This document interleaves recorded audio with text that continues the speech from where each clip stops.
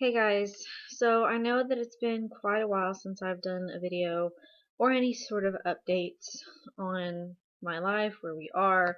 I think the last video I did was when I was like 30 weeks pregnant, and it was like pregnancy update, life update. I did absolutely no vlogs on when Alice was born or anything like that. No updates since then, and I know that I've gotten some comments and questions about where we were now as a family and everything.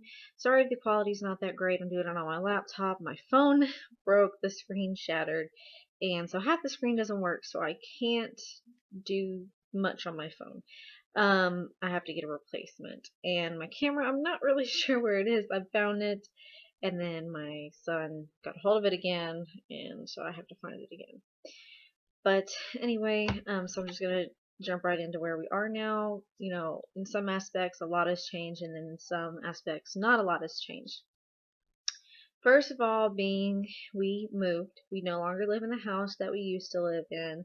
We live in a new house in a new area. It's not too far driving distance or anything from where we used to live, but it is a new city slash town. So that means I'm not really as close to my family, which is a little bit of an adjustment, but you know, it was a nicer area, a nicer home. Our previous address was 2 bedroom, one small bath, which I'm sure y'all, you know, remember from my house tour of my other house. It was a very small, it was a starter home, which was fine for us. We only had Alec at first when we moved in, and I mean, it was our first house as a family, so I mean, that's perfectly fine, and it was, you know, understandable, and it worked for us. For we were there for almost 2 years. Then we got pregnant with Alice, and they were sharing a small room, and it still was okay because weren't in their room most of the time anyway. But as far as the amount of stuff that we had accumulated over 2 years, it wasn't that big anymore, and I was looking for more of a kid-friendly area. It's not like the place that we were at was like really dangerous or anything, but I couldn't like take them on walks or anything around the neighborhood because the area that it wasn't really a neighborhood. Like, there were streets with collections of houses, but it wasn't like a neighborhood or a subdivision or anything like that. And so, I mean, they always had loose dogs out in the neighborhood, and they had some registered sex offenders near us and everything. And when I worked at the prison, you know, that was something that stood out to me because I was around it all day, all the time, and just I wasn't really okay with that. Plus, the house itself wasn't the greatest as far as like things in the house. There's a lot of things that were wrong with it, and we just were ready for a change. So anyway, we went ahead, we moved, and so we're now in a 3 bedroom, 2 bath brick home, and it's a lot nicer. And I'm going to do a house tour once I get more finished in it. I'm not exactly sure when I'm gonna do a house tour, but I plan on doing a house tour. And I think that's about it as far as housing and everything goes that we moved. Um, Chris ended up, I think the last update that I did, he was, I think, laid off, I want to say, because if you don't know, my husband does construction work, and if you don't know how construction work works, it goes based on contracts. You have jobs that last for X amount of time at different locations for different companies, for different plants, and once you complete your job there, then you get laid off and you have to find another job. And there's pros and cons to this line of work. The con is that there's a definite, you're going to get laid off. It matter, you know, when depends on how long the job lasts. But the pro is when you're working, it is a decent amount of money. So you just have to learn to budget and save to last until you find another job. Contract, it could be a few weeks, a few months. Some people go a long time. It just depends on who you know. You have to make connections in that industry. And plus, when you get laid off, you also get unemployment, which how much you get depends on how much you were making. It goes off of a certain percentage or like quote. Anyway, So Chris did find another job after that, and then he worked there for quite a while, and then he switched over. Now he's at another one, and they're about to do layoffs again here.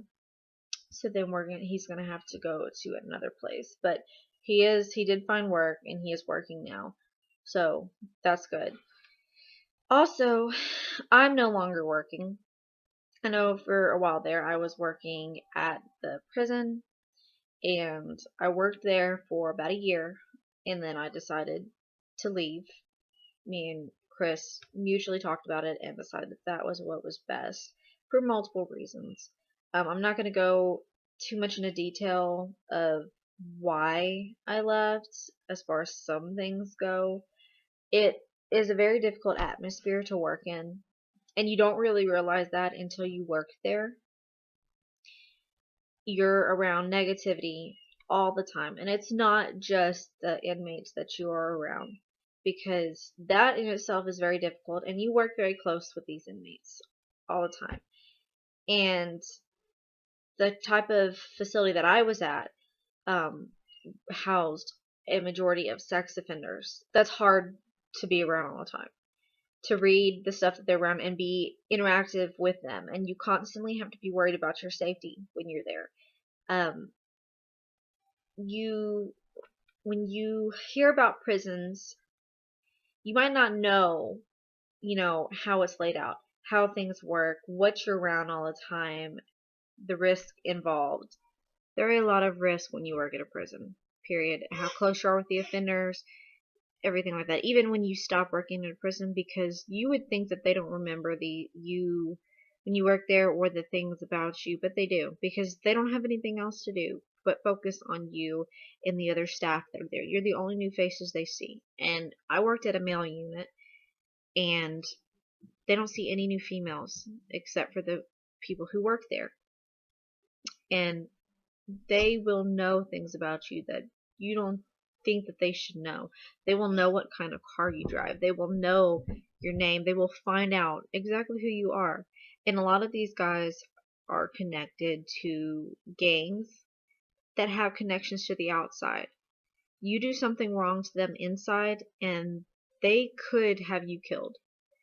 They can remember you, and when they get out, if they have a fixation or an obsession of you or about you, they can find you.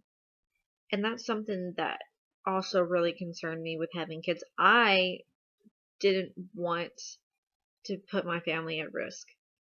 It got to the point where it really, scared me sometimes. And I had to go through a situation with an inmate that really frightened me and made me feel unsafe and nauseous and scared to be at work. And I couldn't deal with that either. I couldn't deal with some of the coworkers up there that on a daily basis, just the negativity. It's not just the offenders. People who work there have been working for the state for a long time. And when you work around these kind of guys and girls, because there's female units too, and they are just as bad as the men, and you hear what you have to hear and see what you have to see, you start hardening yourself on the inside, and you become this really brutal person. The longer you work there, you're not the same anymore. And so the people you work with half the time they're very negative too, and it's just a very hard environment to work for or around. um the benefits were nice, and if I had to, I would go back for my family if I had to, because of the benefits. But thankfully, me and Chris were in a position financially where we could afford for me not to work. So I just decided to stay home with the kids. I didn't really get to spend a whole lot of time with Alice. When she was, born, I was on maternity leave for about a month and a half or so. And it's just, I stayed home with Alec when he was a baby up until like he was 1, I want to say, or close to that. And I never got to really spend that time with Alice or, form a bond like I could with Alec. So right now I'm enjoying spending time with them at home. Plus, it was actually good timing because my grandma got hurt. Shortly after that, her knee started messing up really bad and she could hardly walk. And she was the one we were paying to watch the kids. So she hardly can get around now, much less keep up with the kids. And that means I would have to put them in daycare. And Alec is fine to go to daycare. Alice is still too young. That's my personal opinion on it. I don't really trust babies to go. So not until they can talk and tell me, what's going on or anything like that. That's the issue. I'm no longer working. Also, we got a puppy. You want to tell them what her name is? Luna. Her name is Luna. Say, we'll make a video on her later, huh? Mhm. And you want to tell them what your name is? Alec. How old are you? 3.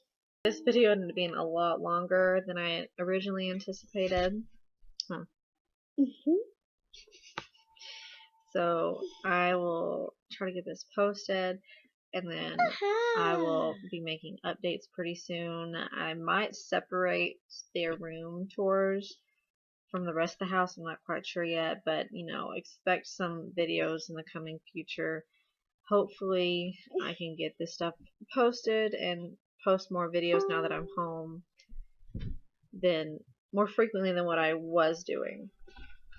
But I hope all you guys are well, and we will talk to you later. Bye.